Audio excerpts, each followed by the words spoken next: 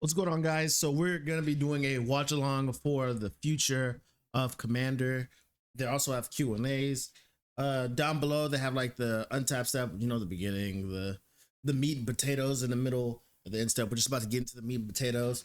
So if you don't know, Gavin Verhey is one of the overseers for them making products for Commander.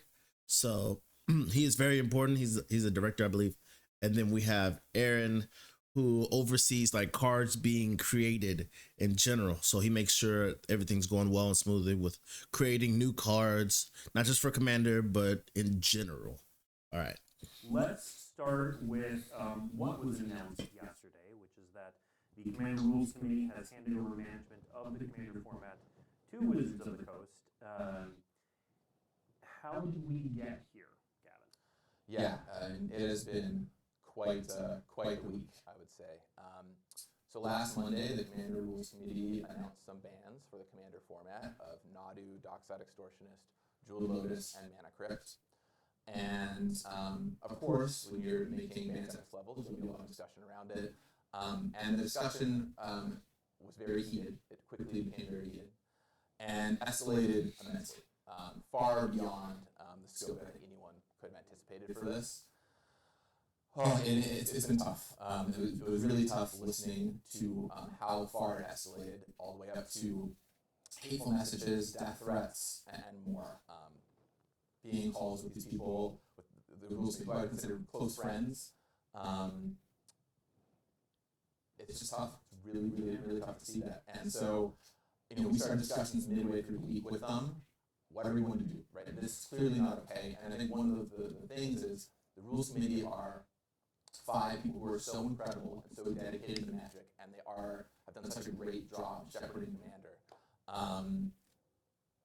But at the end of the day, there are 5 people who are doing this role in addition to all the other duties they have, and it is a huge role to take on. And they're volunteers as well.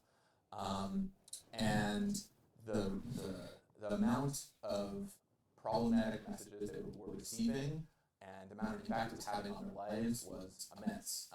And we at Wizards have a lot of resources. We can kind of dedicate ourselves full time to working on this stuff. So we started talking with them about what the different paths forward could be, what kind of collaboration we could do, and ultimately we all kind of reached the conclusion together that the best way forward was for them to give us the format, which they were very much on board with doing, and it was something that Jim and others and the whole committee felt strongly about. It was not an easy decision to reach. Yep. It was an emotional week, and it's not what any of us intended going into this conversation. Right. For years now, people would ask me internally and externally, like, why don't we, or when is Wizards going to take over Commander? And my answer was always, like, I don't want to. Like, I don't need to. Like, I have enjoyed this community creative format has been run by the community. They've done an excellent job. Throughout the years, we've worked with them, to implement things in the comp rules or whatever. We showed them stuff in advance to make sure it fits the vision and made some changes if it didn't. But we've got to a point now where like we need to, like just based on the goings on in the community, want to or not, like this falls on us now, and this is the best path forward. Okay. Yeah, and I'll say just to Aaron's point, we have these things for design. Basically, we give talks about design for a format, and in my talks, so many times we've been about Commander, talking about how important the rules committee is and the great job they've done. So it really was, I'd say, a surprise to all of us, but ultimately the way we need to move forward. Yeah. So. And before we talk more about moving forward, I do want to send the safety issue because this raised a lot of questions, a lot of issues. Some of these people appear in public. We have events. Aaron, do we have any plans for helping protect safety for individuals like this? Yeah, unfortunately, this isn't the first time things like this have happened to Wizards employees or high-profile members of the community. So we have plans, we have teams, we have protocol, both trying to help them with the stuff going on online, and then at our big in-person events, we beef up our security and assign it as needed to where we think there are problems. Not to give away too much. Obviously, it's better for everyone if we keep our tactics to ourselves, but absolutely it matters, and we're doing what we can. I'm glad to know that. I'm glad to know that. Okay, let's move on from the safety side of things and talk about the practicality of what comes next. Now, this is pretty fresh, but what, Gavin, are sort of the next steps? What are you working on now? Yeah, I mean, first of all, you're absolutely right, Blake. This is all, I mean, we started talking about this mid last week, and it's been a lot of work on discussion in for a short amount of time. So not all the steps are totally clear, and as we talk about this today, we're going to give you some ideas into what we're working on, but I don't have firm, concrete answers on everything for you today. But the most important thing to us is that although we are managing the format, it remains a community format. That is critical. That is part of Commander's success. That is how we've gotten to where we are today, and that's something we really want to strive with to do going forward. So we're working with talking about the rules committee and CAG and trying to figure out what we want to do going forward, and kind of the direction that I think we're kind of settling on is something akin to what we've done with the Popper format panel. Now, I'm not going to say it's going to be a one-to-one analog. We're still figuring out the exact details around it. But a group of folks that we can work with, and if you're not familiar with the Popper format panel, it's a group of folks that are all very dedicated to the format, that I work on from the Wizard side, and they are from around the world, and we talk a lot about the format and what changes we want to make. And of course, Popper is one of the smallest formats in Magic. Commander is the largest format in Magic, so there's going to be some differences there. Yeah. But I want to create something along those lines to be able to work with the community on our decisions. And I expect that anything we want to change, we talked about with that group. Exactly who is on it, exactly how big it is, all that stuff is to be determined. We're in active discussions about that right now.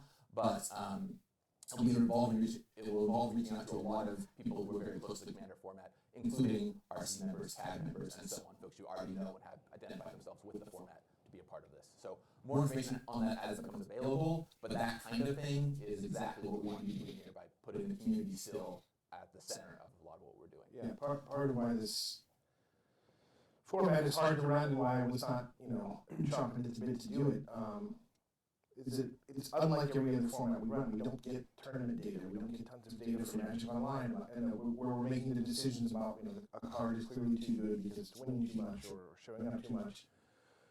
And all of our other formats we manage with a mixture of data and sentiment. Maybe the format is balanced, but no one likes it. We'll make a change. Maybe the format is imbalanced, but everyone's loving it. Okay, we'll leave it alone.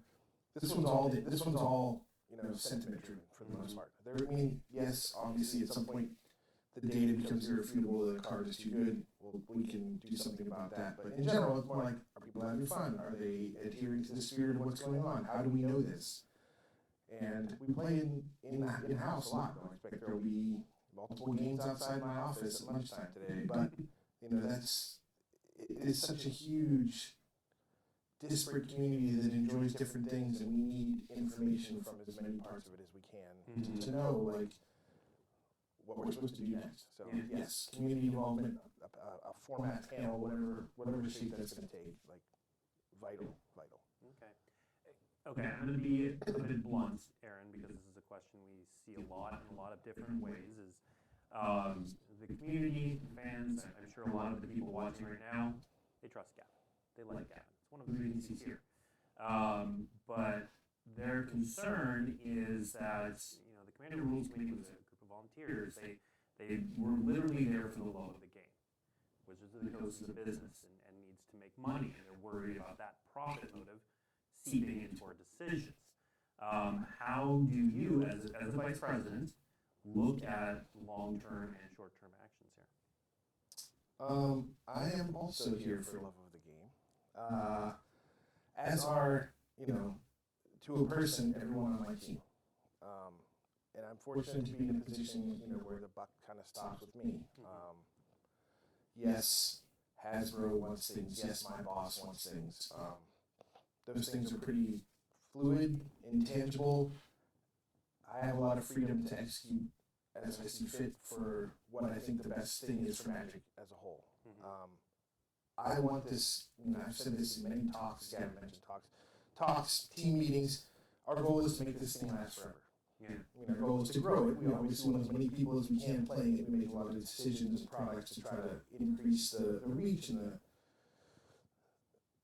the different kinds of ways to engage the game, but like we can't make decisions that turn off the community. We can't make decisions that make people want to leave or quit or whatever. So keeping everyone happy, making the game as fun as possible for as many people as possible is the way we're going to make our money. Yeah. And so I think, you know, once you accept that, like, our motives should align with how most people enjoy the game, if it's going to work properly, and it has, you know, for over 30 years now, that's going to be why we make decisions. We want people to keep playing, we want people to enjoy the game, and if there are things that we have done to make it less enjoyable, we will address them. And that's how we plan on running the ban list, and just how we run card design for all these years. Well, and that's a good segue into talking about the ban list. We made the statements in the article that we do not plan to ban any cards coming up, but we are looking at the list. Can you talk a little bit more about your thoughts and philosophy there? That's exactly what we want to know. So, as one of the things we're doing with management of the format is we're going to reevaluate the ban list, look over that, and see if there are any changes we want to make. We're not going to be banning any cards as a part of that. Whether or not cards will be unbanned is unclear. Right? We're still having those discussions. It is all very fresh. But one of the things that is important to me is that the community is a part of that. So I want to wait until the panel, whatever form that takes, is up and running, so we can talk with them about it and figure out what direction we want to take there. We may get Primeval back. Something that there'll be no doubt a lot of opinions about, and something that I think, as a format, we deserve to dig into a little bit. Yeah. One thing I do want to stress, though, is we know that Commander is something that moves slowly, right? Commander is something that takes time. We don't want to be making all kinds of changes all the time in the format, right? We might have this initial evaluation. It'll come at some point in the future. We don't know when that's going to be yet. But we're not looking at doing tons and tons and tons of check-ins and changes to what's happening with the ban list, because stability is a key part of what makes Commander Commander. Yeah. And something you said in there made me think of it. Are we planning to, so we just changed our BNR cadence for our competitive formats. Are we planning to tie Commander to that, to have it give its own cadence? No, we won't be aligning with the normal BNR cadence. I highly doubt Commander would want anything that frequent or often. I could imagine a world where we go into quarterly updates, similar to what the Rules Committee has done for years, but all that is still TBD. But the short version is I would not expect constant bans or changes or anything along those lines, because stability is a key part of Commander. Okay. Now, one of the things we did have some new information on was a system that we've been working on for a short amount of time, is the bracket system. So we have a graphic that our team very quickly put together that we can put up. And Gavin, why don't you talk a little bit about the idea behind the Commander Power Bracket? Absolutely. Okay, so I'll start with one of the biggest things that Commander faces, especially as you're going out playing with people outside your playgroup, like at your local game store or Magic Cons. This is what they were talking about. People to play with decks that are in a similar power category to you. And we've been talking about that in terms of one of the hardest nuts to crack for Commander. And the Rules Committee talked about how that's been a challenge for a long time, has been a challenge for a long time. And something we've only recently started with talking about is that idea of the system. So the idea of the Commander Power Bracket system is as follows. We would take a lot of staples for Commander and divvy them up into buckets, 1, 2, 3, and 4. These don't have names right now. This is all very, very fresh and new. If you have great name suggestions, we are happy to hear them. Maybe numbers is the best, unclear. But one Power Bracket 1 level cards are cards that any deck could very conceivably play, and are kind of often staple cards at, we put them in pre-con all the time. Things like Swords of Plowshares, Grave Titan, and what have you. It's sort of like pre-con power level roughly, or below from there. All the way up to bracket number 4, which are some of the strongest cards you can play in Commander, and many cards players don't want to engage, right? Like Armageddon is on here as an example. That is a card that is generally not super fun for a lot of people. It shows a bit of the game, but some people in some tables do enjoy playing. Your deck is then defined by the highest power bracket card that is in that deck. So for example, on this list right here, if my deck contains Abraham Magistrate, then it is a power bracket 3 card, unless it also contains a power bracket 4 card in there. Now the system is not perfect. Nothing is ever going to be better than sitting down with your table and having a conversation about your game, having a conversation about what kind of game you want to play. Nothing can ever replace that. But what we found with the old power level 1 through 10 system, for example, is people like having some quick, easy to reference. Hey, what number are you? Now the power level 1 through 10 system has a lot of problems. It's not been successful because first of all, the first 5 to 6 numbers don't really even exist. Yeah. Every deck is a 7. You're right. There's no immediate things you can point to in terms of What's a cards 5? that fall What's on a the scale. And everyone's play group is different. So what is a 7 in my play group is quite different from what is a 7 in your play group. But having clear benchmark cards, I think, will help those conversations happen. And if your deck is really a 2 that contains Ancient Dreams as a 4 card, that opens that conversation up to the table. So you can talk about it with your group, which is ultimately the best way to find a game that is the right thing. So it's all very fresh. It's all very new. It is not fully fleshed out by any means. But we wanted to show that as an example of the collaboration we've been doing together and something you can hear more about in the future. I mean, I think this ultimately will be useful when we get it right. I know my own journey to Commander, as having been a Pro Tour player or whatever. I'm like, oh, they're playing this, they want me to play, I'll build a deck. My deck has Armageddon in it. Armageddon people, I'm told, like, don't do that, you shouldn't do that. And I'm like, what do you mean? Like, I know I'm not supposed to biowism people, that's written down here in the list of things I'm not allowed to do. Codifying some of the, like, if you're playing with cards up at this tier, people that are playing with cards down in this tier may not appreciate it, or it does weird things to the game, or is not in the spirit of what's going on. I think writing more of that down will help. What happened to me and several other people that I know, they won't step on that landmine and be told, no, take your deck apart, you're not welcome here. That wasn't my intent, like, I wasn't even trying to be the bully, but, like, we can avoid some of that. There are a lot of unwritten rules, I think, that we're going to talk about will help with. Definitely right. I remember our first Commander game, I think you strip mine, Crucible me a bunch, so I feel that. That, by the way, is not the kind of movie. So yes, I'll drag the tweet on. Well, and I think what's going to be interesting, and we definitely want to hear from the community on where cards go, is I don't know that it's going to be a strictly power level sort of thing. Like, I'll give you an example. Me and I played at a Command Fest a while ago, where we sat down at a table and someone played a Lotus Petal on turn 1. Now, there are more powerful cards and more powerful accelerators than Lotus Petal. It's a one-shot thing. It's essentially a treasure. But Lotus Petal kind of signals something about your deck.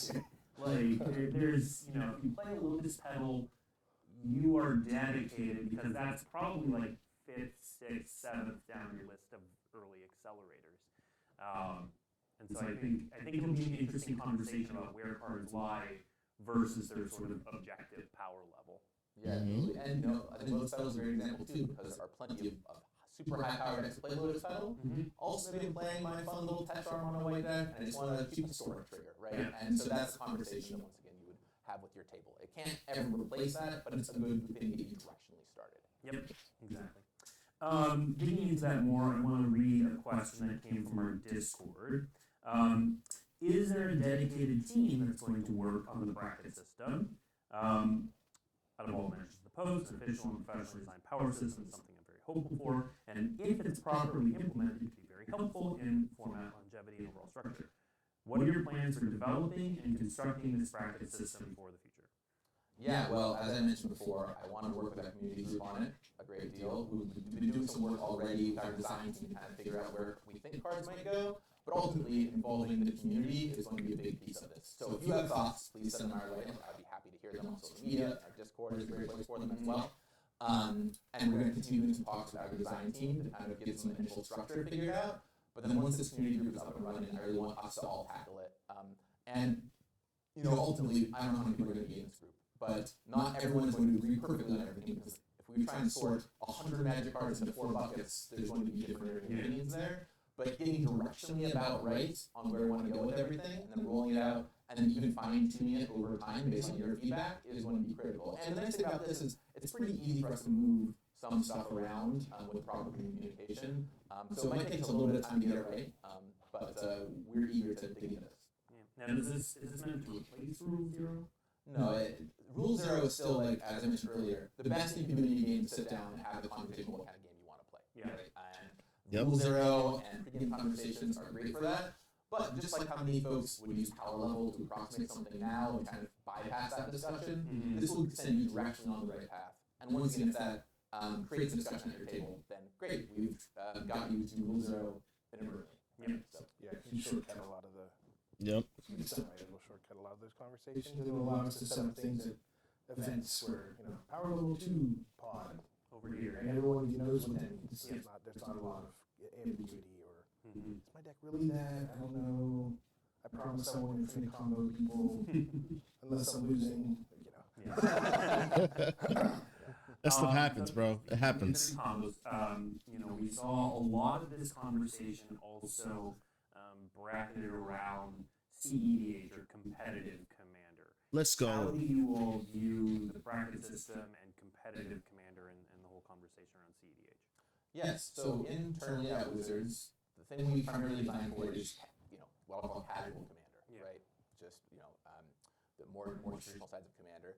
And that's where our focus is going to mostly be with the bracketing system. Mhm. But with that said, I mean, we know there is a CDH audience out there, and I would like to make sure there's at least one person from the CDH community on the new community that we're forming, make sure that their voice is heard in the room as we're working on all of this. Commander, like I said, the majority of it is kind of social casual. That is what we're focused on here. But especially as you look at that 4th power level bracket, that's a place to potentially talk about putting CDH cards, really signal that is where a lot of these cards live. Mhm. Would you ever do 2 separate ban lists? No, this thing needs to. This power bracket system needs to do all that work. For us, And maybe level 4 it becomes thought of as that. I don't know. That's where we need to get the input and figure it out. so they don't plan on having a split bracket for CEDH, but like a split ban list for CEDH, but they plan on making that. They're pretty much gonna try to, I guess, work out a way to have, these are the CEDH cards. These are the no-nos that you don't want to play with typically. These are up for the competitive, and that's where that's where we will reside in the 4th level. The fact that they acknowledge us and the fact that they're like, hey, we know there's a CEDH audience. We're not catering them all the way because we want to cater to the masses, which is casual, but they exist, and we're going to try to work it out so that they can, have their own lane to play with. And that's all we're asking for. That's it. That's all we're asking for. But I do want to, I do acknowledge that this community exists. People enjoy it. I want to allow for it in whatever system we come up with. But yeah, I mean, continuing. The bulk of our working decision making is going to be about the lower stakes. We're just here to have a good time and do crazy things, commander style gameplay. But much like we do for every kind of magic, we want people to be able to push things to the highest level. That's why we have pro tours and whatnot. And at the same time, still allow for fun at home experiences. So we think we can thread the needle if we do this right. I think the Vampire Tutor and Armageddon, which were the 2 cards on the screen a moment ago, listed under 4, kind of showed different dichotomies there. Vampire Tutor is a card that is, of course, heavily CDH plays, heavily played in high-powered commander decks, you see it all the time, and now certainly belong on that list. Armageddon is a card that is not really played as much or comparatively in something like CDH, but it's still just a card you really want to opt into. That is an experience that, okay, I'm sitting down at this table and there's Armageddons and Blood Moons and Strip Mine Crucibles and all this stuff. I know that's what I'm getting myself into, and that's kind of what we want to have living right there. So there's multiple kind of things that could show up on that list. Okay. And I'll finally emphasize that it's all fresh, it's all new, we're still working on it and defining it. We welcome your feedback, and we're working with a lot of people to try and get that right. I am going to take a break from our questions that we had down because chat has a lot of good questions about the bracket system, and so I want to pause here and answer some of those. So Kalaji writes, I feel like the 1-4 system will limit the reprints in future commander products. Aaron, you kind of talked about thinking of the bracket system in terms of pre-cons. How are you, obviously it's not set right now, but how are you thinking about pre-cons and the buckets? That's a good question. I can't say I've thought a ton about it. Again, we're 2 days into living in this universe. That's fair. That's fair. I'm pretty sure that whatever ends up in the 4th band is things that we would not be putting in precons. The Armageddons of the world, even the Vampire Tutors. We try to limit tutors in our precons generally. But that does make me wonder, if we put a 3 into precon, does that make that precon a 3? Is a single card sufficient to identify what the next power level is? Those, maybe we need a little bit more robustness as part of that system as well. So we will have to put this all through our paces. As I said, this is pretty hot off the presses. Yep.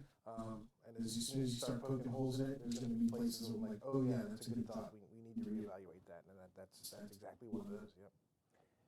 Related, as we continue to poke holes in this, Soul Ring.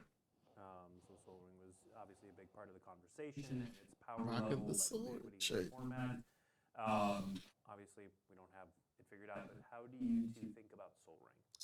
Yeah, when it comes to Soul Ring is the iconic commander card. It has been in every pre-con we have made. There are so many awesome versions of it out there. People identify with the format. It is the loading screen for this very weekly MTG was Soul Ring. Yeah. Soul Ring does not go anywhere. I would expect Soul Ring to be kind of, almost, if I can even use it, bracket 0, if that makes sense. It is just like such a foundational thing that everyone knows and loves. Yes, it is very powerful. It would, if it were any other card, show up in a higher tier, but every commander deck can have a Soul Ring because that is part of the structure that's been created for this format. And I think the thing that's really been beauted by the community we want to carry forward here. Soul Ring, yes, I expect that to develop. It will be in bucket 1. I mean, if we put it in every precon, we assume everyone's going to play it. I made peace with Soul Ring years ago. I get it. It's part of this format, and that's fine. And fun in many cases. Polluted Delta is one of the most powerful Magic cards ever printed. It'll be in bucket 1 as well. So it's not just going to be a raw power indicator. We're not bucketing cards just on how powerful of a Magic card is this in a vacuum? What does this do to the format?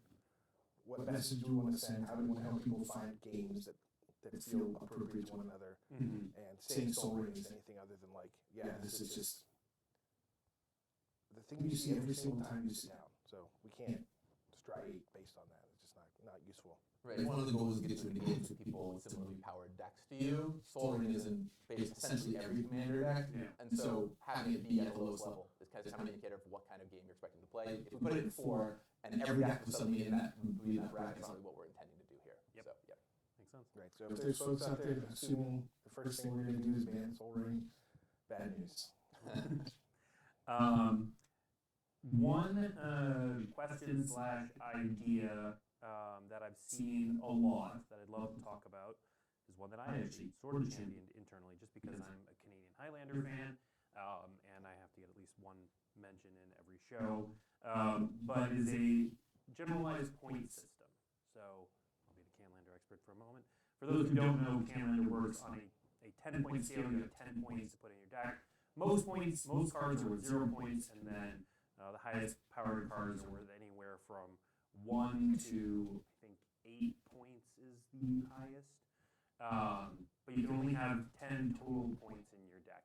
Have you all thought at all about a point system? Yeah, we've talked about it. When we were exploring systems, of course, points is one that is naturally used by other formats like Canadian Highlander, and Mini games use those. Yes, all kinds of places in gaming have used them as well. Yeah. Points is a very nuanced thing, and it's very hard to get into places that are not competitive formats. So Canadian Highlander mostly play competitively. Many of these games that have points system play competitively. Commander is what kind of play experience do you want? And if we give people a point structure, it'll be so much min-maxing on I'll spend my points on this thing to get this wild combo in my deck or what have you. And then it also has so much gradation to it. I'm a 25-point deck. Well, you're a 35-point deck. You're a 60-point deck. What does that actually mean for us as we're trying to play the game? It's not particularly helpful in telling what kind of play experience you have. Because maybe my 25 points all from things that are 1 point, and your 25 points are from 3 incredibly powerful cards that are, 10 or so points apiece. That doesn't help us actually align on a kind of similar game to play. There are lessons from it I think you can take that are really useful. But I think some kind of this power band is the level of which we are generally playing on, and I know I will not to see cards from this higher level is a very important thing that brackets do as opposed to points. I like that answer. Combos. There are plenty of cards that have crazy combos. are not super powerful, but with another card win the game immediately or pretty close to it. So how are you thinking about combos in this bracket system? So for me, before he answers it and I figure out, because I'm watching this for the first time too, I would say like combos should be, fair play. Talk with your group. Hey, this is a combo deck. How do you guys feel about going infinite and stuff like that? Like my play group, we love infinite combos. We love if you got the win, you shoot your shot, and then if it goes off, we go into another game. That should be something with your play group. Now, when you're meeting other people, you should ask them, "Hey, do you like more grindy games? Are combos okay? Are infinites okay?" Because I'm pretty sure when he means combos, he thinks infinites and not combos like A plus B equals I get ahead. I think he's thinking probably A plus B equals infinite. I go for win. So I think you talking with your people like, "Hey, I have infinites in here." There have been times where I've played with newer players and they have gone infinite. And I'm like, you said, you just updated this little thing for a little pre-con. You didn't tell me you had combos in here. Now I know I can up my game a little bit. So I know you have a strategy. So I think that's more on your play group. And when you're meeting people, ask them, how do you guys feel about combos? I have decks with infinite combos. I have decks without the infinite combos. I have decks that are, more or less grindy. That's one of the play group things that you're supposed to be having a conversation with. Yeah, I think we've only started talking about this recently, but I think combos very much do deserve space together on this. I'll use one that is very classic, very well known, Thassa's Oracle and Demonic Consultation, or Tainted Pact, or any number of cards. In isolation, those cards are not necessarily a problem on their own, but together they would certainly be a 4 under this listing, right? It's a 2-card combo that's very cheap, that wins you the game. That is a thing that many players generally do not want to play with in their commander experiences, but some do. It's important we give a place for that to live. And I think identifying some of those and putting them on that list somewhere is going to be important. Now, obviously, there are tons and tons and tons of combos in Magic. Not every single combo possible will be on this bracketing system, but some of the more iconic ones I imagine will make it on. Another, in that same space about fine-tuning this bracket idea, has Brawl on Arena provided you all with any ideas on power levels? Yeah, so one thing that Brawl does on Arena is it kind of buckets your deck into 4 different categories. Actually, we worked on brackets before. I learned this, by the way, but it's a very fun thing to learn. And it seems to be working decently well for them, where it pairs you with people when you're playing Brawl that have similar benchmark cards. I think there's a lot we can learn from that. Obviously, those discussions are fresh and ongoing, but the cool thing about they have a system that is similar and has worked pretty well for getting well-match-made games there. Of course, Brawl on Arena is one-on-one. It is, I'm not going to call it competitive, but it is trying to beat the other person as quickly as possible, so there are other nuances there. But it is heartening, certainly a heartening data point to hear. Have the bannings and this discussion given you anything to think about on the design side? Yes, certainly. We've talked a lot about this, not just now, but of the power level of these cards over the past few years. For example, I would say that Jewel Lotus was a mistake, like Arcane Signet or Smothering Tide, or cards in that vein.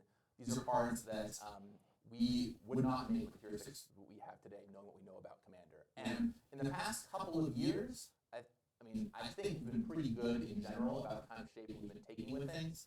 The big philosophy that I've been really espousing to the team on the Commander side is one of the biggest dangers to Commander as a format is ubiquity. Yeah. Look, you have no Commander deck. Okay, you're going to start with your Commander and Soul. Of course, you have 98 cards left to build.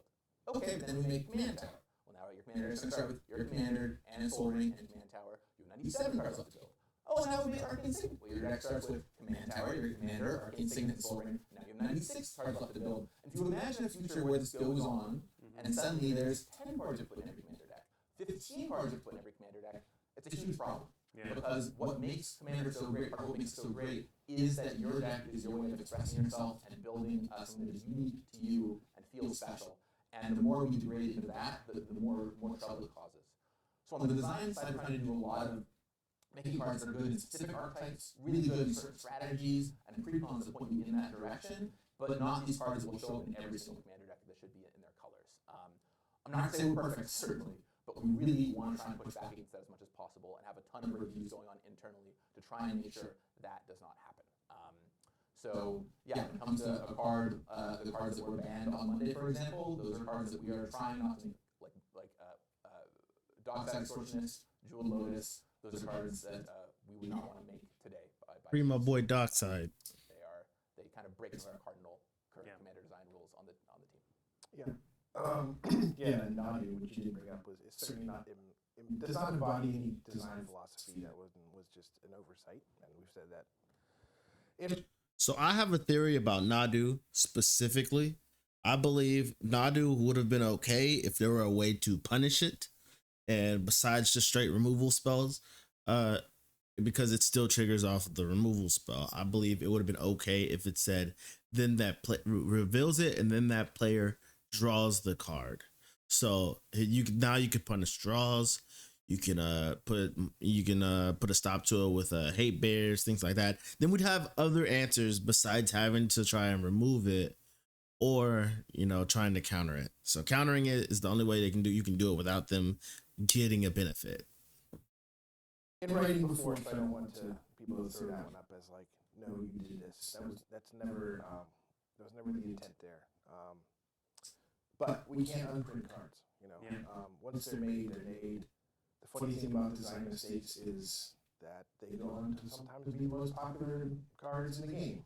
Like cubes and legacy decks are just like piles of design mistakes in many ways. They're just like all of the most egregious things we've ever done. And then it's up to us to figure out, well, we can say, yep, that one was great, but people seem to be enjoying it. We'll reprint it a few times. We'll put it in some other product, put it in whatever. And now it's just part of the fabric of the format. Or, using Nadu as an example, like, this one's not going well. This is not adding to the fun of the format. We need to do something about this and then ban it. And those conversations are often very hard, because there are people that will defend every single card out there. Like, no, it's actually Absolutely. People. Learn to build a better deck. If you don't want to get strict, whatever. Take every one of these arguments in either direction. And I understand. I've been getting a lot of comments about how these cards are broken and stuff like that, and people were like, "Oh, y'all, you're not creative for building your decks." I've seen like the worst, most heinous comments ever in my comment section about to other people, just saying like, if you had needed this card to be, how creative are you? Or if this card was, if this card was so good, like if you're such a good player, why don't you don't need to have this card or whatnot. Some people like playing with broken cards, man. That's why we play. That's why there's a whole nother format to play with those things. I don't use those cards in, not one of my casual decks have these cards in them, and for casual. They're only in high power casual that I play with my play group, other people who are playing as high as they can without being CEDH. And then we also have those cards in CEDH. Other than that, I'm playing without those cards against people who are playing casual because I want to play on the same level as whoever I'm playing with. That's why I carry multiple decks. But yeah, man, some people just like playing with broken cards. What's wrong with that? Really, right? Like, what's wrong with you liking broken cards? Everybody has a broken card that they like. You can't tell me you don't. Like, not a single one. Everybody loves broken cards. Teferi's Protection, Omniscience. Like, there's so many broken cards. So not just Dockside. Dockside's just one of many that we've had. finding that fine line, that's where we need the input, and that's going to be the hard work over time. All right, we are almost to the end of our list of prepared questions. So if you do have a question that has not been answered yet, or that you'd like us to dig deeper into, please do put it in the chat. Again, and pegging at Magic helps the people on my team find those questions. But we will be spending, so we've got about 25 minutes left in the stream. I've got three more questions quickly. I want to go relatively short that I'm going to ask here, and then we're going to get to live questions. So if your question has not been answered, feel free to put it in, and we'll get to them. The next question, I'm actually going to take this one. We've seen a lot of questions about digital integration, and like, can we have tools for this? And obviously, again, very fresh.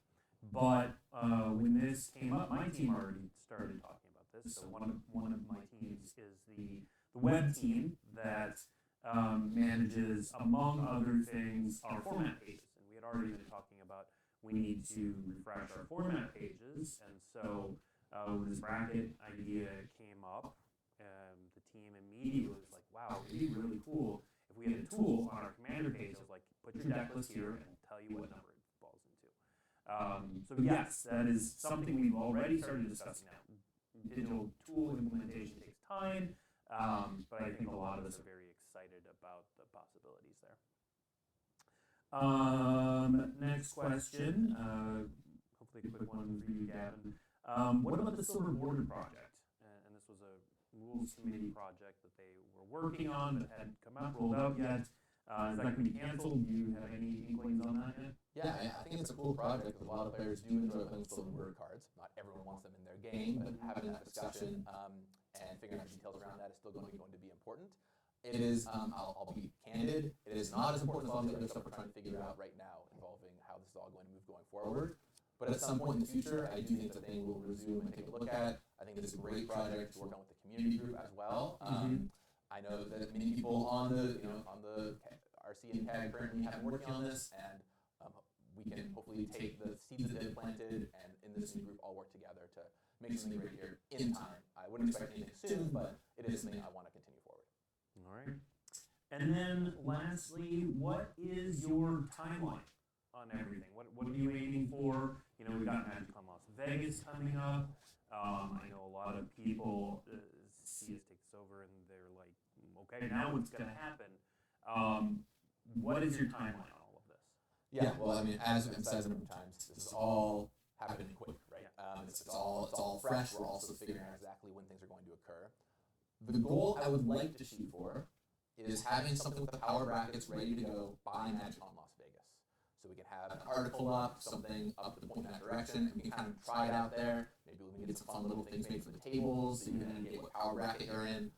But I don't want to promise anything, right? The important thing to me is we take the time to do this right.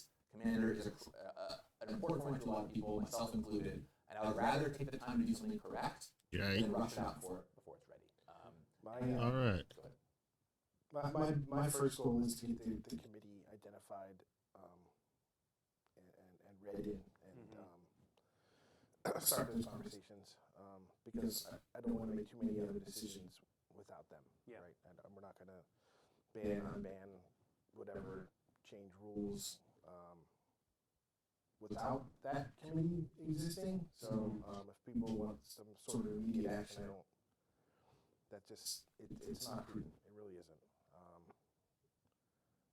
We need a lot of introspection here, a lot of input, and we don't want to do anything crazy or knee-jerk or anything like that.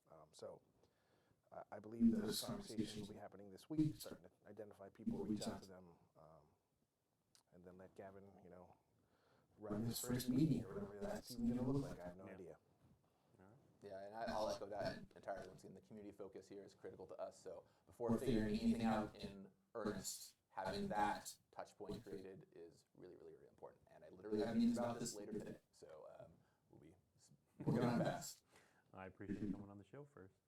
Okay, with our last 20 minutes, I'm just going to start running through questions.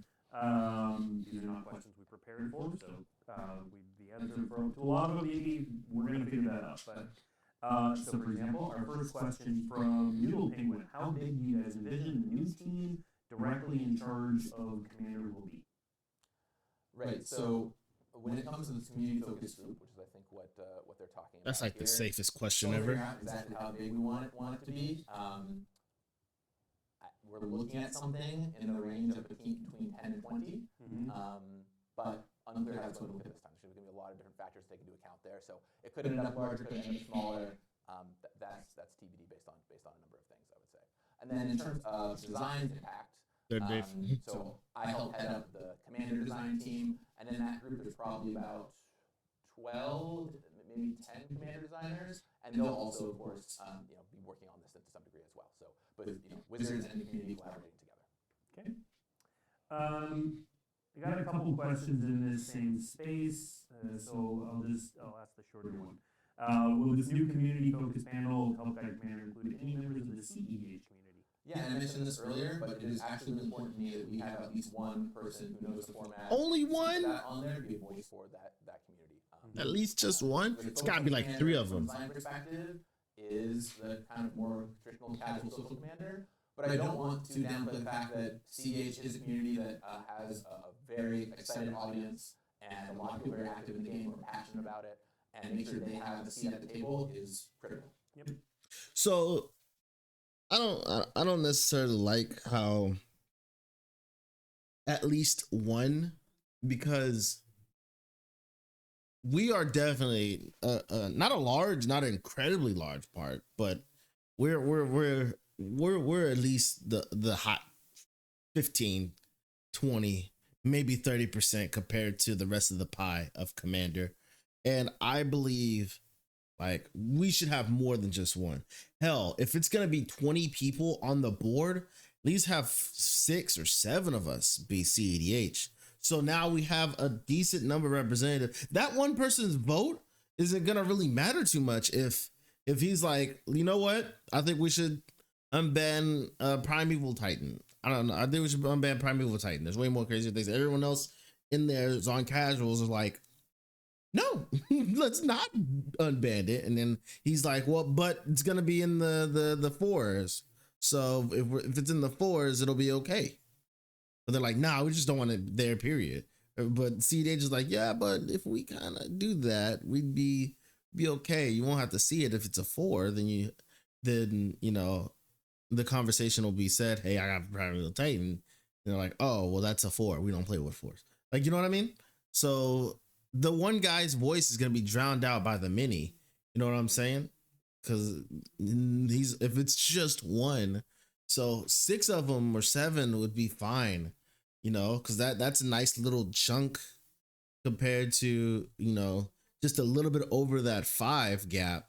So that now you have the rest of them. So if 7's there, then 13 are casuals, and now we have a more of a, not just a fighting chance, but a better voice. That's just my opinion on that question. Right.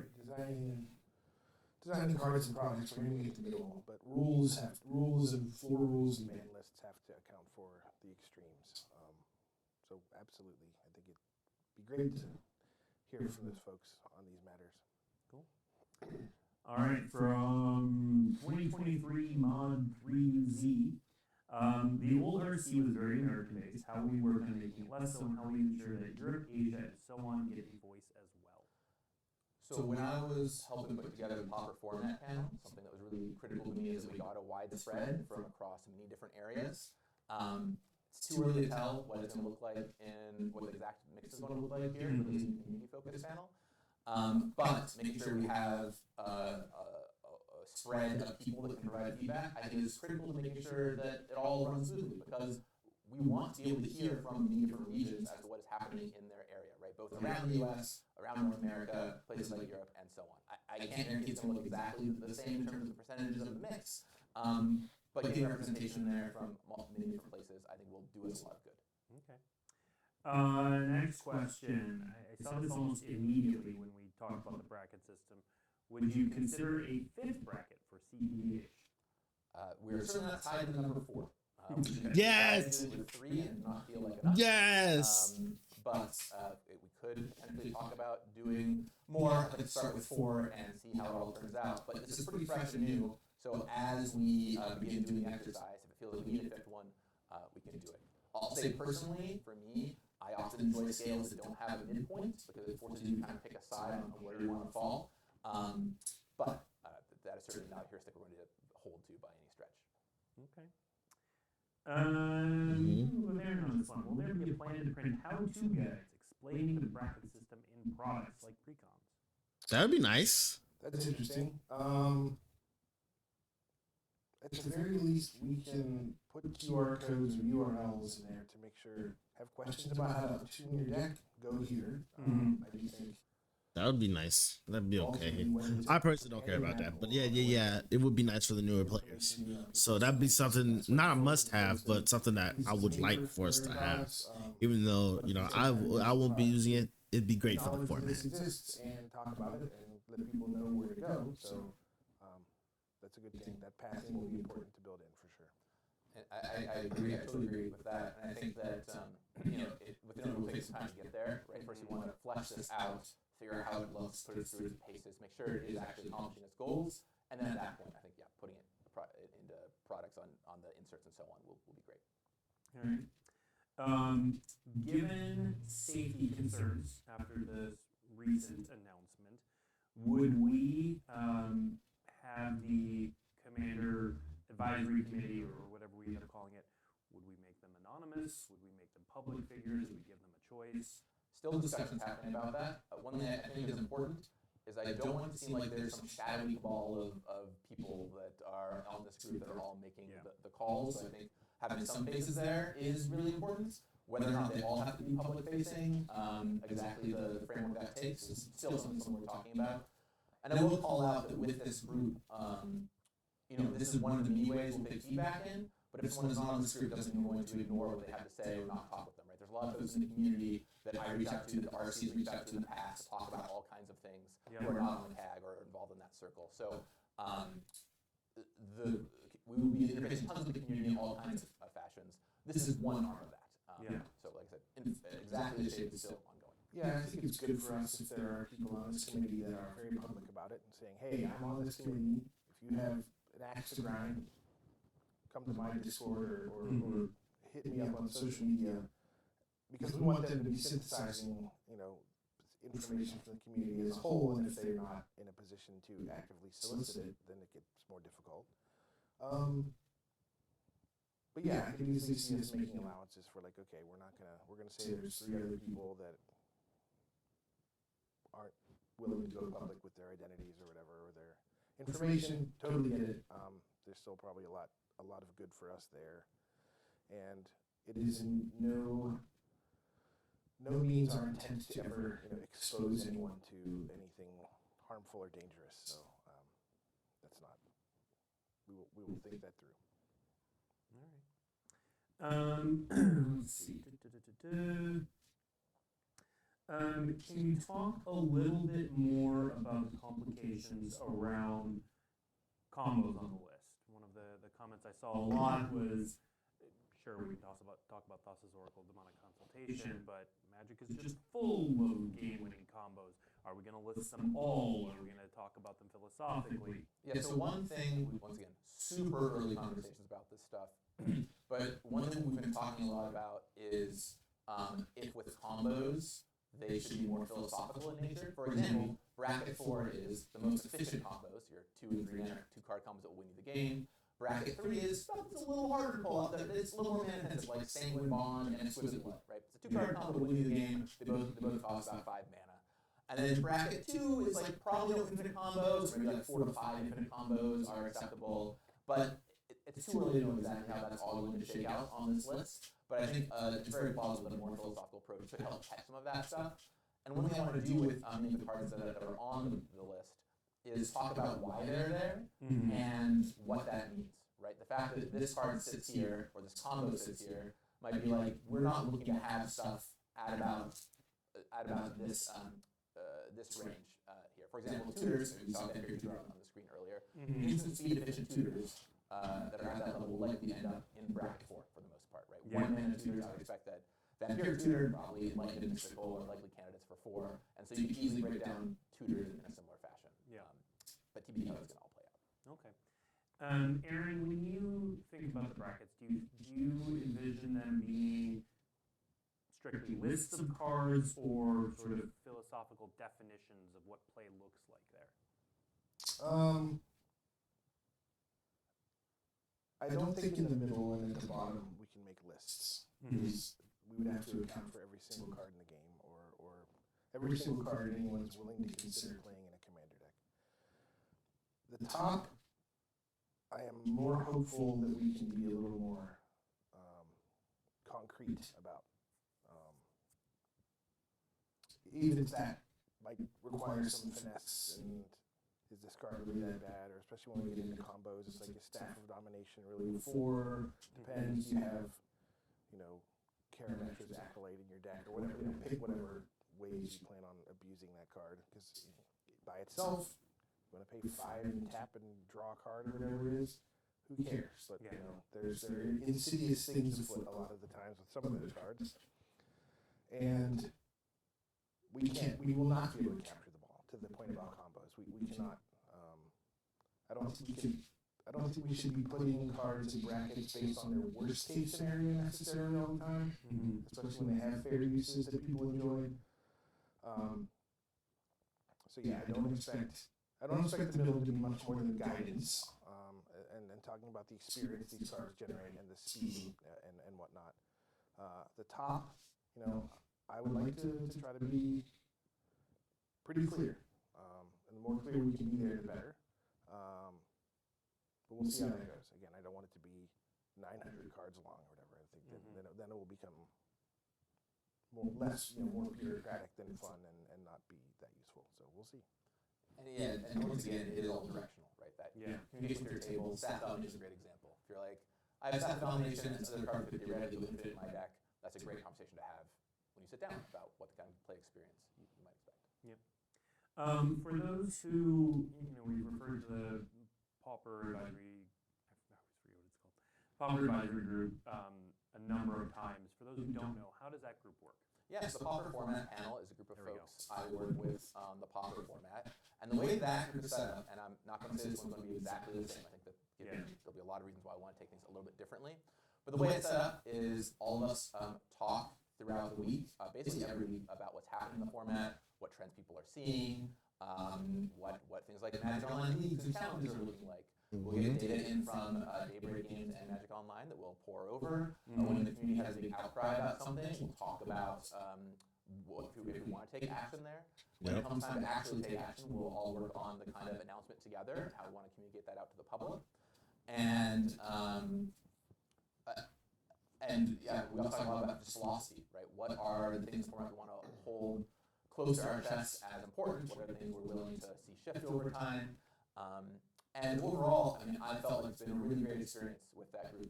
It's a group of very smart people from around the world that are all eager to dig into this.